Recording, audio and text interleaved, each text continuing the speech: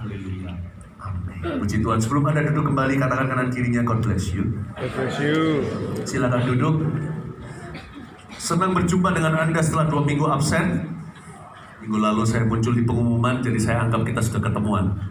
Dan senang sekali hari ini bisa menyampaikan firman lagi. Siapa di sini excited untuk mendapatkan pengajaran dari Alkitab? Praise the Lord. Kasih tepuk tangan untuk Tuhan Yesus. Sebelum saya sampaikan firman, ada satu pengumuman singkat. Karena kita belum pernah mengambil waktu khusus untuk komunikasi hati ke hati soal semua yang kita lalui bersama tahun lalu. Jadi ini penting sekali, selain juga klarifikasi di hati beberapa orang, bisa menjadi jawaban di hati banyak jemaat, ya. Saya nggak panjang lebar, saya persilahkan selaku Sekretaris Sinode, Pak Samuel Handoko, to take the stage. Silakan, kita kasih tepuk tangan untuk Thank you, Pak Samuel. Shalom Bapak Ibu Saudara sekalian. Kalau saudara Mas belum ini lambaikan tanganmu, katakan Shalom. Shalom. Dengan kemuliaan untuk nama Tuhan. Saya ingin mengambil kesempatan untuk menjelaskan kepada saudara tentang perubahan yang terjadi di Gereja Mars Sharon serta status keberadaan Gereja Mars Sharon di Surabaya Barat ini dan yang beribadah di tempat ini.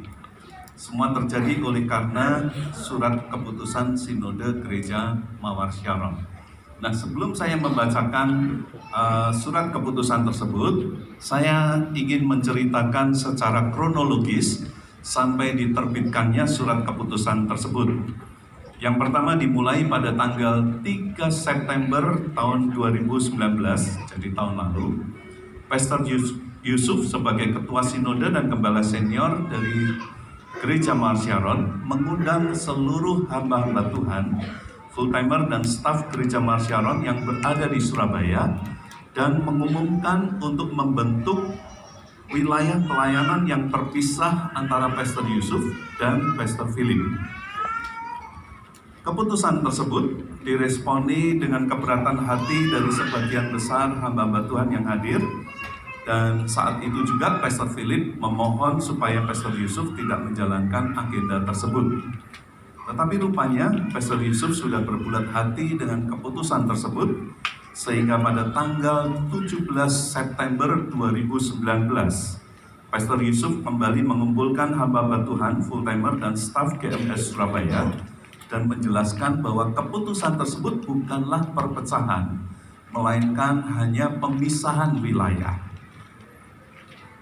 Dan pada kali yang ketiga, yaitu pada tanggal 17 Oktober 2019, Pastor Yusuf di depan seluruh hamba-hamba Tuhan dan full-timer serta staf GMS yang berada di Surabaya menegaskan bahwa keputusan tersebut harus direalisasikan tanggal 1 Januari 2020. Dan karena itu di dalam kurun waktu Oktober 2019 sampai 1 Januari 2020, dibentuk tim transisi untuk memuluskan realisasi dari keputusan tersebut. Dan hari itu melihat kebulatan hati dari Pastor Yusuf, maka Pastor Philip memilih untuk mengikuti keputusan tersebut. Nah, karena itu diterbitkanlah surat keputusan sinode yang akan saya bacakan.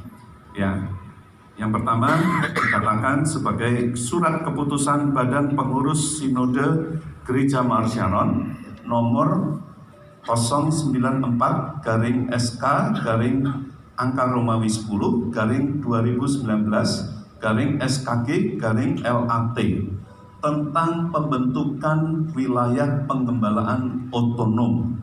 Saya langsung lompat sampai ke bagian keputusan, ya. Memutuskan yang pertama membentuk struktur baru pelaksanaan penggembalaan Sinode Gereja Mars Sharon menjadi 2 wilayah otonom, masing-masing di bawah penggembalaan Pendeta Yusuf Sutanto dan Pendeta Philip Mantova, dengan penjelasan wilayah sebagai berikut. A. Wilayah otonom 1 di bawah penggembalaan Pendeta Yusuf Sutanto yang meliputi tempat ibadah dan fasilitas penunjang masing-masing seperti yang terlihat di papan LED di belakang. GMS Cempaka kemudian ditetapkan sebagai pusat otonomi bagi wilayah otonom 1. B. Wilayah otonom 2 yang meliputi tempat ibadah dan fasilitas penunjang di bawah pengembalaan Pendeta Philip Mantova yang meliputi seperti yang saudara saksikan di papan LED di belakang ini. Kalau di foto saya harus ikut ya. Nah, GMS Surabaya Barat SCC ini ditetapkan sebagai pusat otonomi bagi wilayah otonom 2. Putusan yang kedua, menganugerahkan hak otonomi dengan kewenangan penuh kepada tiap-tiap wilayah otonom tersebut di atas berdasarkan sifat kepemimpinan dan pengembalaannya masing-masing untuk memimpin, mengelola, mengoperasikan, dan mengembangkan wilayah pengembalaan dan pelayanannya sesuai dengan tuntunan Tuhan tanpa ada pembatasan wilayah pelayanan yang akan terbentuk di masa depan sepanjang masing-masing wilayah otonom dapat menghormati sifat otonomi dan kewenangan masing-masing wilayah otonom tersebut. Dan yang selanjutnya adalah petunjuk-petunjuk teknis yang tidak perlu saya bacakan pada kesempatan ini. Nah, dari keputusan tersebut terjadilah 2 wilayah penggembalaan yang otonom, yang kemudian disebut sebagai wilayah penggembalaan otonom 1 dan wilayah otonom 2. Dan kita semua ada di wilayah otonom 2 di tempat ini. Sifat dari wilayah otonomi 1 maupun otonomi 2 adalah otonom dan mandiri.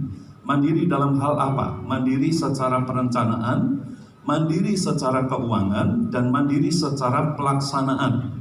Karena itu setelah dipastikan, ditetapkan tanggal 1 Januari 2020 sebagai pelaksanaan dari keputusan tersebut, Pastor Philip telah membentuk wilayah pelayanan di tempat ini, ya, yang terdiri dari full-timer dan juga volunteer yang sudah terbukti berintegritas dan mencintai rumah Tuhan dan juga mencintai Tuhan. Dan untuk keuangan dari GMS Wilayah Otonomi 2 dikelola dari awal secara profesional oleh CFO kita, yaitu Dr. Didik Sucahyo, dan dibantu oleh tim bendahara yang diketuai oleh Ibu Debbie Kartini. Semua struktur diatur supaya Pastor Philip dan hamba-hamba Tuhan di tempat ini dapat fokus kepada pelayanan firman Tuhan, pelayanan doa, dan juga pelayanan pengembalaan jemaat.